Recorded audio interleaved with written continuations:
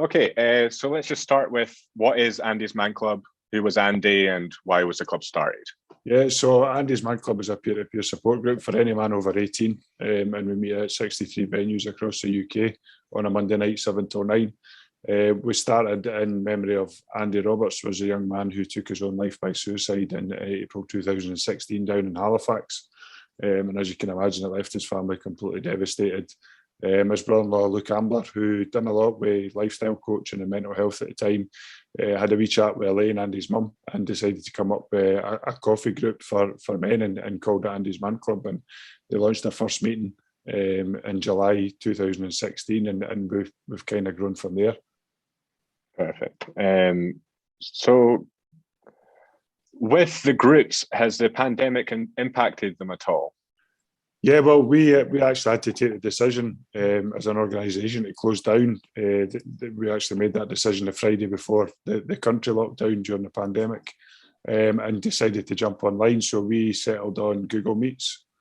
So we only missed 1 week. You know what I mean? We had 28 groups back online within. It took 3 weeks to get them all online, but we only missed about eight groups, missed 1 week, a couple of groups missed 2 weeks, and so on. So we got back online quite quick. But we found that a lot of guys were dropping off. So week before lockdown, we had 997 men walk through the doors of 28 clubs. And we averaged between 300 and 350 men through lockdown. And we just put that down to technology, or that they maybe didn't have access to technology, maybe never had broadband, didn't know how to work it. Or they might not just had that safe space in their house for 2 hours to sit and talk about what's going on. Yeah. Did you find people's specific issues changed with the pandemic? Did people's mental health dip at all? Yeah, it was. We obviously the online stuff. Myself and one of the project development champions, Andy G, down south, basically done all the new guys that were coming in. So we had a newbie online meeting. So everyone that contacted that week got put into this meeting. So there's never any pressure to share at Andy's Man Club. So what we didn't want to do is then put that pressure on people to put them straight into the local groups without knowing anyone. So we took them into a separate meeting and had that meeting. And then once they'd shared and were comfortable after a couple of meetings, we put them into their local groups. But we found that the new guys that were coming on, it was all similar issues. It was COVID, it was furlough, it was they've lost their jobs, they're stuck in the house 24/7 with a wife that they've just realised that they don't get on with. Do you know what I mean? So all these things, isolation, not getting out. Do you know what I mean? A lot of people actually just stayed in the house for a good few months. You know what I mean? They never got out their front door and went for a walk or anything like that. So we've seen all that coming through the door as newbies. And obviously some of the problems like that with guys that were already attending the groups had same issues as all of them, just didn't know what to do. Do you know what I mean? It's one of these things. I'm stuck in the house. Or if they're working from home, they're getting up first thing in the morning, they're going down the stairs, they're starting work maybe an hour and a half earlier than they would, and putting more hours in. I know certainly from my point of view, if I'm working from home, I'm more productive sitting in the house because you jump from one meeting to the next. So you had all that added pressure, and guys just needed that release. So we still got quite a lot of engagement during lockdown, and lots of guys desperate for when we went back face to face at the end of September last year. Right. Okay. And what led you to getting involved? So I initially got involved as a project for work. I used to work for the Scottish Prison Service, and I worked in the gym environment. So we done a lot for guys' physical health, but we didn't do anything for their mental health. I came across it's the OK to Talk campaign, which was people just doing a selfie, and it was Ricky Gervais who I followed on Twitter. Got in touch with Andy's Man Club after watching the video that's available on our Facebook pages, Andy's story. And I just resonated a lot with what Andy was going through to my own mental health struggles. I've suffered from depression, anxiety, panic attacks for 20 odd years now, and been on and off medication all my adult life. But I had a deep, dark blip 2015. I was in the middle of a messy divorce from my first wife. I was having child access issues. and I got myself into a toxic relationship, and just basically isolated myself from my friends and family.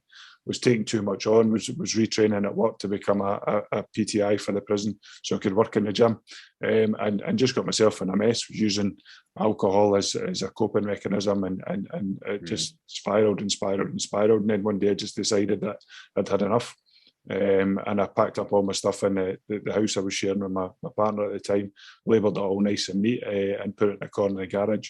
And I was standing my noose around my neck with my daughter phoning her away home from school to tell me she loved me. And if it wasn't for that phone call, I would be sitting here talking to you today. Wow, it's amazing how like the timing of that. Like if that was just a few seconds off, then we wouldn't be speaking to you here today, and it would have been horrible. I hadn't seen my daughter for 12 weeks. Wow. I'd message her every day, like I still do. I message her all the time, and I just got no response because our mum was using her as a tool against me during the divorce and that. So, and it was just that. Bang, there you go. It was the cheesy ringtone that was on the phone for my daughter, and Nicki Minaj, of all things. It saved my life. Do you know what I mean? It stopped me doing what I was doing, and just reached out. Do you know what I mean? I reached out to my mum, and a broken man, and moved home at 40-year-old.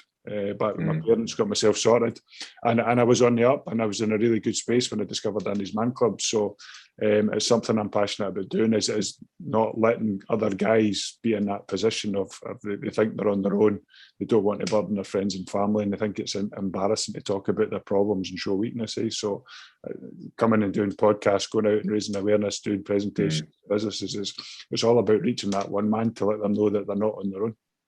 Yeah, I think, well, one of the things I was just writing what I'll be saying for the introduction for the audio version of the podcast. And one of the things I was saying was, if you are struggling, reach out. And it's just that simple act of saying things out loud that is so helpful, because the more you have these thoughts inside your head, the more the struggle is going to be. But maybe if you say them out loud, you'll start to compartmentalize them a bit better. And the person that you're speaking to will hopefully be able to help and support you.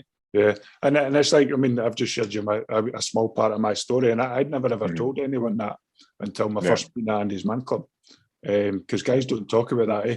And I passed the ball. We use a foam football as our version of the talking stick, and I basically blurted out everything that had gone in the last 7 years up until that point, and then handed the ball to my mate of 20 years, who the two of us travelled down to Halifax to try a meeting, and he just looked at me to say, why have you never spoken about that? We don't.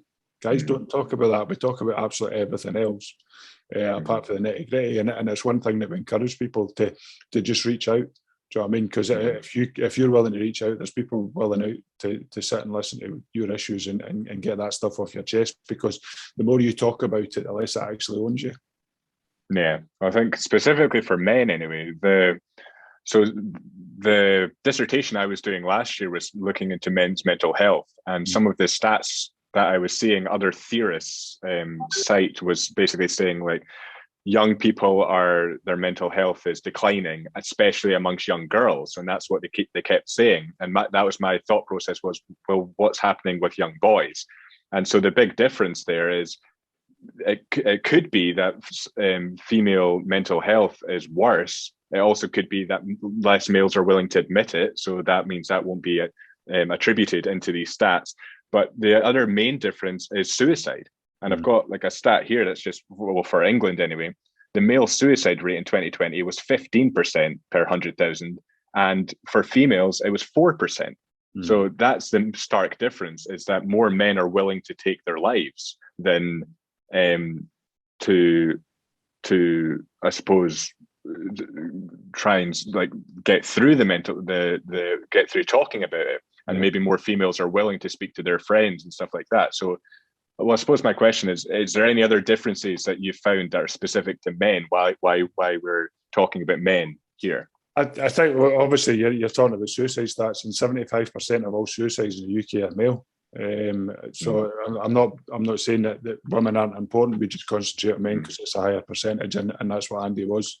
I think women are more socially and emotionally evolved. They can go and sit in their hairdressers and tell them what's going on. They can speak to their pals about things that's going. Guys don't do that. We sit in the pub talking about football. On the way to work, we talk about what we watched in the telly last night. We just don't talk about what's going through our heads. And I think guys, and this is quite the morbid, but guys tend to use more lethal ways of killing themselves. So they're more pragmatic. They work things out. So like I've spoken to loads of guys that are still here, fortunately, and it's like I weighed myself. I measured the rope, so I knew there was enough tension so that it wasn't going to snap and all. Do you know what I mean? All these things that they're quite methodical, so they use more lethal forces, I suppose, if they're going to try and kill themselves. So. It's one of these things that as far as we're concerned, one person killing herself in the UK is far too many. Do you know what I mean? I mean, there's 4,500 men a year take their lives in the UK. Biggest killer of men under 50. And it's brutal stats. And in a utopian world, we don't want to exist. We want guys having this conversation every day. And they don't need to come to Andy's Man Club on a Monday night because they're getting stuff off their chest through the week. Yeah, and it's not just that. With like other stats, that even if we take specifically mental health out of the equation, you look at the stats of homelessness, it's more men that are homeless. You look at assaults, it's more men that are being assaulted, it's more men that are doing the assaulting. As much as we maybe don't want to give sympathy to those who assault other people, the reason men will maybe assault other people is probably because it is because they're struggling. Like there's no one who is mentally healthy that will want to harm another individual. 100%. And we do a lot in recovery as well. So like people with addiction issues and that. So that like last year there was 3,300 deaths by alcohol addiction and suicide. And I think they're all linked. Do you know what I mean? And guys tend to use violence as a sign of frustration to get things out. So that's why you maybe find that there's more assaults involving men. And do you know what I mean? It's when you get frustrated, we just want to blow it up. Do you know what I mean? We've all done it. We've all wanted to punch a wall or put your fist through something, and it's just like it's that frustration because you can't express yourself. I think the biggest issue, and looking at the whole mental health problem as a whole, and certainly what I've come across in the 5 years I've been doing this, is 90% of all mental health workers are female. So even if you go and reach out and you approach your mental health nurse at your doctor's surgery, or you go to speak to a psychologist, or chances are it's got to be a female that you're talking to, and you just don't open up. You don't speak to them the same way as you would in a group of guys. And I think that's why Andy's Man Club has proven so successful, because we're sitting in a room, you're sitting in a room with peers. They've all been there, they've all experienced similar things that you're going through. And once you hear those guys talking, you're like, well, if he can share that, I can share what I'm going through, because they'll understand and they won't judge me. Do you know what I mean? And I think that's it. It's the fear of judgment. We don't want to tell professionals what we're going through because we don't want judged. Yeah, I mean, that's why you're saying that women are perhaps more emotionally evolved. If you look at the numbers for certain types of jobs, that's why you're going to see more women in mental health work, because that's to do with people. They want to speak to people, so nurseries, stuff like that.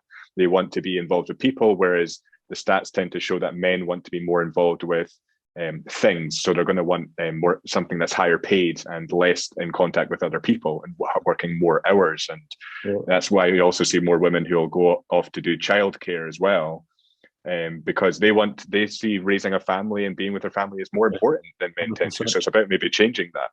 And it's one of those talks at Masculinity that we talk about, like the guy goes out and earns the big bucks, or he goes out and does a manual labour, and going back to caveman times, that they were the ones that went out and got food and with the protector and stuff like that. So certainly the way I was brought up, and a lot of the guys that we deal with were brought up that big boys don't cry, and you should man up and shake it off. And if you do fall and hurt yourself, don't go running to your dad crying, go to your mum. Do you know what I mean? Because your dad's so I think there's lots of stuff like that we've got to keep challenging, and it takes a bigger man to open up, show emotion. Do you know what I mean? I cry all the time. I cry at things on the telly, or I'm in the meeting on a Monday night and a guy sharing something that I can totally relate to. I get emotional, and once guys realise that they're in that safe space and they can express emotions that way in front of their peers, it just makes a huge difference to them. Yeah. And that's one thing I never understood, why more men will want to work those like longer hours and make more money. Whereas surely we'd all rather be at home with families or friends and have that sort of leisure time. Um, I don't understand why you'd want to work like 80-hour weeks, even though you're making a lot of money. It's just we need to maybe change the culture and maybe change the value of how much value we put onto money. Totally, and I've certainly learned in the last 18 months that there's more to life than slogging 12-hour shifts, going into work every day, and just going to the grind. I'm more about a work-life balance now, and obviously working with Andy's Man Club, the whole organisation shares that philosophy that we're not here to work. You know what I mean? We're here to live, so you've got to enjoy your downtime as well. So I've bought myself a camper van, go away at weekends. We've spent money on the garden, so when you're in the house, you can enjoy it. So I mean, there's so much more than just going out working 7 days a week. Yeah. Do you have hope about younger generations coming up? Are you seeing that the younger men are maybe more emotionally mature or more willing to speak about their issues, or is there any generational differences, I suppose? I think it's getting easier. I think the more that people come out, and especially across social media, I mean, social media has got there's two sides to it. Do you know what I mean? There's the side that is really detrimental to people's mental health, and it's all about, look at me, this is what I'm doing. Do you know what I mean? But if you're living your best life, you're not putting it on social media. And the other side of that is, if it wasn't for Facebook, Andy's Man Club would be one group in Halifax. We've used it to get so much awareness out there, up to 63 clubs, and without social media, none of that would have been possible. So I think as famous people come out and talk about their mental health, and the younger generation sit up and listen. And I think certainly coming out of COVID, I think more people are open to trying something different and talk about what they've gone through. I was talking to someone yesterday, it's that shared experience. Do you know what I mean? It's like if you speak to your grandparents who maybe experienced the Second World War like mine did, and it's like we all experienced that. Do you know what I mean? That whole community experienced that. So as they were coming out of it, there was that community feeling, people wanted to help each other. Whereas I think we're kind of seeing that coming out of COVID. There is a better sense of community, and people are looking out for the youngins as well. And I think it's one thing that if we can put our guys that come to Andy's Man Club out in a better frame of mind, that's going to knock on to their kids and their kids and their kids, and it'll slowly evolve and change that outlook on mental health and reaching out for help if they're struggling. Yeah, I mean, that's probably it's quite refreshing to hear that something positive about social media, because a lot of people like to slate social media. But with the people that I spoke to for my dissertation, I had about 15 guys, and I asked them about their social media and different pictures they put up. And one of them was very refreshing. He said he felt a comfort on social media. If he had a certain level of friends, he felt that was enough support. Like, obviously he was doing okay, but he felt that people liking his picture or people following him, that was supportive enough for him. But like you're saying, like, social media can also provide stuff like Andy's Man Club and help stuff like that grow. Yeah, 100%. Do you know what I mean? And it helps us reach that one man. Our biggest following on Facebook is middle-aged women, and it's them that they seem to push their loved ones to the door. Do you know what I mean? So it's one of these ones. You probably the younger generation. You know what I mean? Like, we've got guys in there that are 18, 19, 20. They're like, oh, I've got 1,000 friends. Another one's got, no, I've got 1,500 friends. And it is, I suppose it's competition. But that can't be healthy. Do you know what I mean? It's like you don't know that many people. Do you know what I mean? I've got thousands on my Facebook because of what I'm doing, and it's like all the groups and all the contacts and people then send you friend requests because they want to get involved with Andy's Man Club or want to attend, and it's like half of these people I've never met. Do you know what I mean? But because I'm using it for work and I'm using it for good, it's not my personal Facebook. It's Andy's Man. Kind of, it's part of my role that I'm developing this social media thing. So we look at on reach rather than how many people are clicking or how many friends you've got. It's how many people can we reach on social media. And I think the main page hits about 1 million people a month on Facebook, which is huge, because at the end of the day, it could stop that one guy from killing himself. Yeah, for sure. You mentioned that word masculinity, so I found that was a very interesting one when I was asking the guys I was speaking to what they thought masculinity meant, and it was interesting because I don't think they didn't have any bad intentions, but they did maybe unintentionally exclude some men from that label of being masculine. So they would say things like having a positive outlook, where that's definitely excluding anyone that's struggling or has mental health issues. They maybe would say things like they would come home to their wives, so that's unintentionally excluding anyone who's part of LGBTQ plus. What else? I'm just trying to remember what else he said. So yeah, I mean, the question I maybe have is: do we need to change the definition of masculinity? Do we need to ditch it altogether? Should we just be able to accept all men as they are, as long as they're not infringing on anyone else's human rights or assaulting anyone or being violent in inappropriate settings? Do you think? What do you think about the word masculinity? I think we've just got to accept everyone that is out there, and if there's a man, and that's what we say, any man. Do you know what I mean? Any man is welcome to come to Andy's Man Club. It's one of these words, isn't it? Masculinity, toxic masculinity. It's been drummed into us for a while. And what do you regard as a man? I'm a man, but I'm 6'9". I've got tattoos, but I've got my pal who's 5'4", and you know what I mean. Looks tiny, but he's still a man. Do you know what I mean? He's still masculine. He's still. Do you know what I mean? It's your. I suppose it's your interpretation and how you see it. So I see it that I'm a man. I think I'm quite masculine, but I still open up and talk about my emotions and my feelings and what's going on in my head.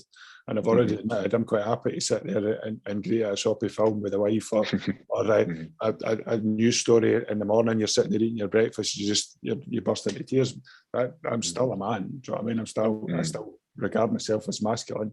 But just because I'm in touch with my feelings, or maybe use moisturiser or product on my beard, or do you know what I mean?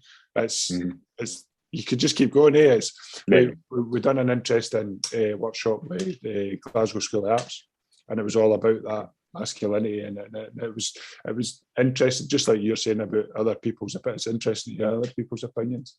And we sat for a good 2-3 hours talking about loads of different stuff like that, and it was interesting to hear other people's thoughts. Especially those that had been coming to the group for quite a while, and you're just going, all right, well, that's how you think, right? So, and you go, but I better not talk to him about that because he said that. Do you know what I mean? So it's interesting. It's a minefield of a topic, though, isn't it? It is. It's a very tricky one because, like, speaking to these guys, I know their intentions weren't bad, and I understand that.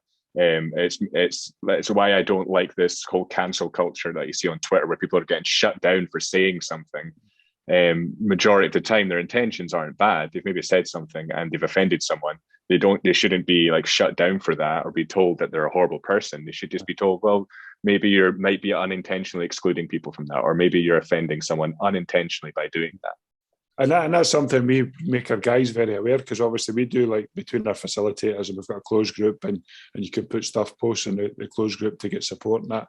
But what we try and say to guys is, just on that topic, if you're typing something, just be wary of what you're typing, because you might not mean it the way that person interprets it, because that person could be struggling. So you might say something that you think, well, if someone said that to me, I'd be like, oh, that's fine. I see where you're coming from. Whereas that guy might be really struggling and take it the wrong way, and then it just snowballs, and it just and it doesn't. And there's keyboard gangsters out there that are hiding behind whatever they want to put on Twitter, and no one's pulling them up. Do you know what I mean? There's nothing happening, that's another problem in society just now, because there is that they can say what they want and get away with it. But we've just got to be mindful of your intentions. Might be good when you put that comment on, but the person reading it might not read it the way that you made. Yeah, well, that's the important thing of maybe doing Andy's Man Club face to face, is because you can go off what other people's reactions to what you say are. Where social media, you can't do that; it's almost anonymous that way. And we're social beings, aren't we? We crave that social interaction, and I think when we went back face to face, the end of last September, like, it was difficult for the new guys that had come online, because they'd only known online. So then because the hardest thing to do is to walk through the door for the first time. So they've already done it virtually. Now they've got to do it again physically. And all of a sudden they're meeting 20 guys that they've just stared at in a wee box for the last 10 months. Do you know what I mean? It's just like, oh, I've got to go and meet this person now. And I finding that even in a professional sense, you meet all these people online and then you go and actually meet them in person and it's like, oh, you're not what I expected. I can't believe how tall you are. Or, do you know what I mean? It's like, it's just a wee box that you're staring in. So, of course, it's people's perceptions are a little bit different. Do you know what I mean? I just think the face-to-face aspect of everything, of just life, I think is more beneficial to people than sitting in the computer and hiding behind your phone. Yeah, for sure. Have you noticed anything with regards to class? Do you notice any differences on people's issues with regards to class? Do you maybe get more men from a specific class, or is it a broad mix? A broad spectrum. So we've got everyone from businessmen to students, unemployed, millionaires, sports stars, TV stars. Do you know what I mean? From 18 to 88. And I remember when we first started in the prison, because the prison group was the first group in Scotland. We got that from Halifax. And one of the prisoners came up to me and says, "What have you got to be depressed about?" And I'm like, "Well," I says, "What do you mean?" He says, "Oh, you've got a car, you've got a house, you go on holiday 3 or 4 times a year. Do you know what I mean? You've got a good job, you get to go home, you get to see your wife, your kids." And I'm going, "But that brings its own pressures. I've got to keep that up." Do you know what I mean? And that's pressures that we put on ourselves. So whether it's keeping up with the Joneses or your wife's used to having 3 holidays a year or a Mulberry handbag at Christmas, or do you know what I mean? You put your own pressures on it, no matter what level of class you are, you've got your own different pressures. It could just be trying to find a fiver to put in electric. Do you know what I mean? It's you all have your different pressures, no matter what level of class you are. Yeah, I mean, the more money you make, you're going to spend the same percentage of your money, because you want to keep and maintain your lifestyle or improve it. Yeah, and then you've got to try and maintain that, which can bring its own pressures, and that could lead to other things. So I mean, we get guys coming through the door that are addicted to gambling or substances, or and it can lead to that whole spiral because they're putting too much pressure on themselves to keep up with their pals or make sure that the neighbours are one step behind them and all these things. Whereas you should just be worrying about yourself. So you started a prison group. So a lot of people would maybe respond to that saying, "Why help them? They made their choices." So what would your response be to that? Firstly, that's where I was working. Secondly, it was we wanted to do something for the guys because it's a different relationship working in the halls in the prison, which I did for 15 years, to then working in the gym. It's a different relationship. At the end of the day, they're human beings, and we don't know their circumstances. We don't know why they've offended in the first place. Do you know what I mean? So as you get to know these guys and you listen to them, there's a whole host of reasons why they maybe started using. So they then had to steal to fund the habit, and it's just a vicious circle. So when you actually start speaking to them and getting underneath what's brought them to prison in the first place, they're just like you and me. So I mean, they've maybe made one bad decision and it's just spiraled and spiraled and spiraled. But a lot of them do change. Do you know what I mean? We've still got about 16, 17 guys that have come through the group in Perth, are still engaging with the community groups out across Scotland.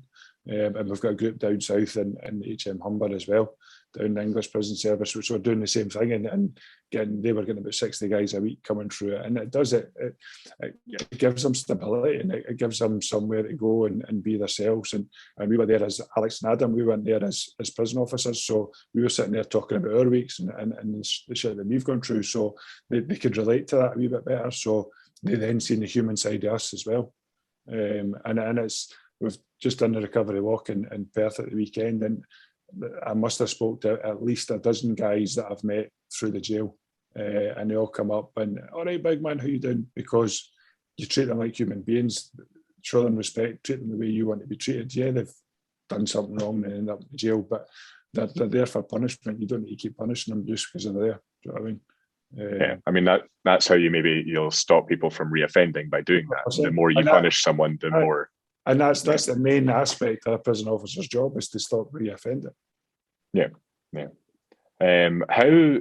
I suppose what the question I might have is, what advice would you give someone who's maybe going through grief? because I've went through forms of grief, and my way of dealing with it was maybe to carry on as I was and to be as productive as I was being, and that seemed to help me as far as I know. But I do know people like the town I'm from. It's quite a small town, and I know plenty of men who have lost friends from suicide, from murder, and from drugs. And so maybe my question is for those men who have lost someone recently for any of these sorts of reasons. What advice do you have for them? What can they do to get through it? Again, just reach out. Do you know what I mean? Everyone's different. We're all going to deal with it different. If you look at traditional grief counselling, they tell you to wait 6 months before you can get proper counselling, which I think it's a bit long. Do you know what I mean? It's like anything. If you go through the NHS or that, there's waiting lists for everything. So grief, addiction, trauma counselling, whatever it may be. So I think that the sooner you have the confidence to start talking about that stuff and getting it off your chest, I think that the better chance of getting over it, or getting it out there. Do you know what I mean? I don't know if we'll ever go over it. I don't remember the last time I lost someone that close to me. It's like I think I was a kid when the last time I lost one of my grandparents. So I've never gone through that as an adult. I lost my granddad when I was an adult, but it's like you just crack on. Do you know what I mean? And that was before I had my breakdown, so I just cracked on and just kept going. So you just wonder that maybe all that stuff does build up, and then it just comes to that perfect storm and everything's in there. So I know certainly talking to my counsellor the last time I engaged with them, they go right back to school and talk about everything. So it's all a big mass of things. So it might just be that the grief is that tipping point for you to just explode and hopefully go and get some help. So I think it's everyone's different, and no matter what we go through, whether it's we lose someone to death or a relationship breakdown or addiction, or we all come to that point where we go, right, I need to do something about it at different periods of time. What do you have any opinions on what we should do for young boys growing up now? So primary school age, high school age. What is there any changes we should be making for them? Just giving them that platform to reach out if they're struggling. Do you know what I mean? Certainly up in Perth, there's another charity called the Lighthouse, who are another suicide prevention charity, but they've started going into schools and talking to the like secondary school, so for first year right up to 18, 19s, and just going in, giving them that one-to-one support and just giving them that safe space to get stuff off their chest. I think as the more we do as Andy's Man Club or as other organisations, and because we can't do it ourselves, do you know what I mean? So one of my goals is to get people working together. So loads of different organisations all try to do the same thing, coming together, because it's only we're going to make a difference.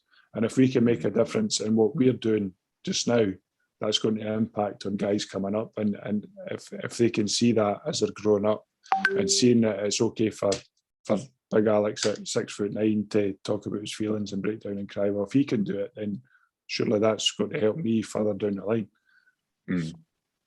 Do you have any opinions on people like Joe Rogan or Jordan Peterson? Because you look at their audience figures, they tend to be mostly male, and they seem to help a lot of men with Jordan Peterson's books and Joe Rogan's podcast. Do you have any opinions on them? Do you think they are helpful for men, or do you think they hinder men? I think it's going to help some men, isn't it? It's like anything. It's like some guys won't get anything out of this podcast. Do you know what I mean? But there's other guys who go, oh shit, that's me. I need to reach out. Do you know what I mean? Yeah. So I listen to quite a few podcasts, and you tend to gravitate to guys that you would going back to masculinity. That like there's one I listen to is Decca Higgy. He's an ex-knuckle fighter, and he's built like that. And he talks to gangsters and people like that. Do you know what I mean? So it's like it's intriguing because I think that's because that's what I used to work with. So I still like to hear some of the guys' stories because it's interesting. But I think no matter how they get their audience, someone's going to take something out of it, innit? So we go back to the jail. In the initial parts, the guys used to come to Andy's Man Club because there was something at the end of it. There was an extra gym session. So they knew that if they came to Andy's Man Club, they could get the gym session. So they would come for week after week after week to get the gym session. But eventually they clicked on that, wait a minute, this is helping me. Do you know what I mean? I'm taking something out of Andy's Man Club, but I'm getting the gym session. So I keep going. But then we stopped the gym session for different reasons. And they still kept coming back to Andy's Man Club. So it's like, no matter what your podcast is or who it is, and it could be, I don't know. I'm just looking at my books here. I've got Jay Shetty is one of the other ones I listen to. And he's quite good. And you might take more out of that than you do, or someone might listen and go, what is he talking about? You know what I mean? Because you just don't know. And it's, Andy's Man Club won't work for everyone, just like some people won't listen to your podcast, or some people won't listen to Joe Rogan's podcast for similar reasons. It's because it doesn't work for them. They don't get in and out of it. Do you know what I mean? So, and that's the world we live in. You know what I mean? If we're all the same and all listen to the same things and done the same things, then the world would be a boring place. Yeah, very true. How important do you find struggle and pain for coming out maybe stronger? There's that old adage, whatever doesn't kill you makes you stronger. So do you feel like the going through something so hellish has something positive on the other side of it that almost equals that pain, the pleasure of going through it? Does that equal? I think so. I think everything we go through is a lesson, isn't it? It's one of these ones I like to look at it as it's always trying to teach us something, maybe how we deal with it or how we get through it. Or there's a lot of work now getting done with lived experience recovery organisations, which are slightly different from like traditional services. So the people that are actually running the services are doing it, like Andy's Man Club. They've all got lived experience. So all our facilitators in Andy's Man Club have walked through the door for the first time, shared their stories, gone on to feel better about themselves, and then going, can I facilitate and start giving something back to organisations? So we're a lived experience recovery organisation. So that lived experience is basically everything you've gone to this point today.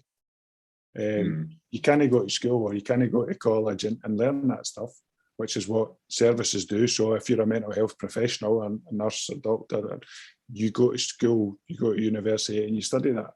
Whereas lived experience, they've experienced that trauma, addiction, mental health crisis, whatever it may be, to get to where they are today and start giving something back. So that's why I like to look at it, is that everything I've gone through up to that point, I got a phone call and still go through stuff. So I mean, I'm not perfect. I still have days that I'm in a big deep dark hole and just don't want to get out of my bed.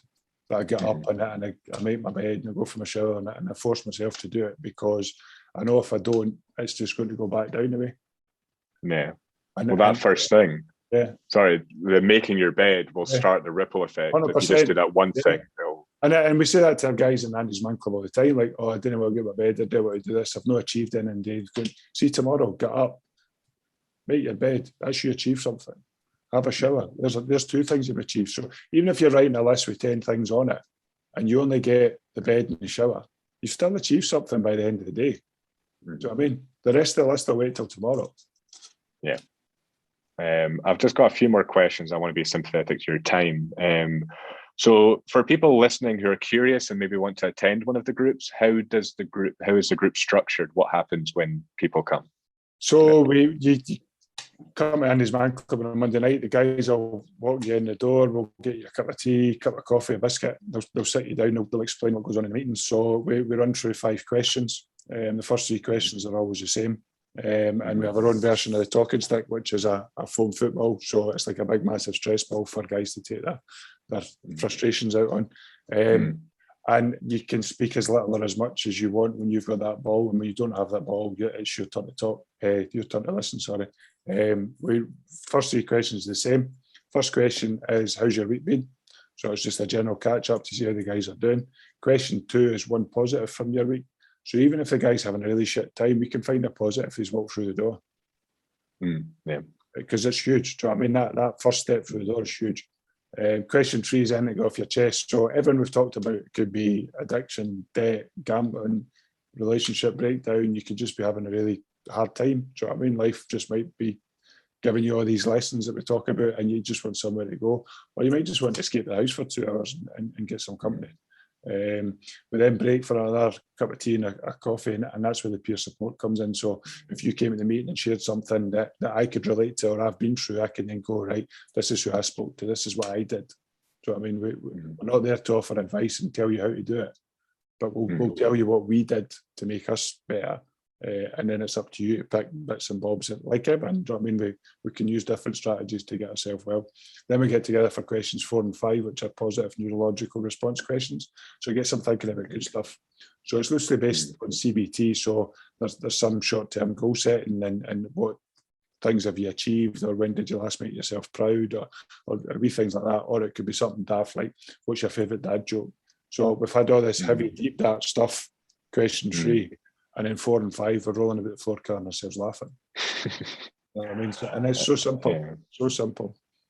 Yeah, I think one of the main reasons why it will be very hard to walk through the door or open your mouth and speak about these things is because a lot of men will be worried that they're the only one who's having these thoughts or having these feelings. So maybe in your experience, if you ever came, I'm guessing like you've heard it all before. There's not anything where it's just like something completely new, just like maybe to give men comfort and maybe to encourage them to speak up about these things. Yeah, we don't play top trumps. Do you know what I mean? That's one of the things. We don't go in there and say his problems are worse than yours and blah, blah, blah. Your problems are your problems. So regardless of what it is, they're massive to you because they're just going over in your head. Yeah. And it could be wee things like burning the toast, or you were late for work, or you've got too much to do, didn't answer all those emails. That could be enough for you. You don't have to be going through a relationship breakdown. You don't have to have suicidal thoughts. You don't have to have mental health issues. You might just need somewhere to go and talk to someone. And once you're in that room and you hear a couple of guys talking, you'll quickly realise that you're in a safe space. And if he can share, then I can share what I've got. Do you know what I mean? And it just makes it a wee bit easier. Yeah. So for my last question, it'll maybe be quite a hard one, but what's the best one really good piece of advice that you would give to any man listening right now who's struggling? As Luke says at the end of one of his videos, no matter what roller coaster you're on, you're going down, down, down, down. Trust me, you will come back up, and brighter days are coming. And if you want to reach out, it's okay to talk. Yeah. That definitely is. Well, Alex, thank you very much for taking the time. I know this was your day off, so it does mean a lot. I never get a day off. It's something I'm passionate about doing, so do it 24/7 if I have to. Well, it's like you never have a day working then if you love what you're doing. That's it. It's brilliant. It's brilliant. No, this is my first day off for 2 weeks, so it's good. Well, thanks very much, and keep up the good work. And it's very comforting for me to know if I'm ever struggling, people like you are there. Just reach out, come and see us, get a cup of tea. All right.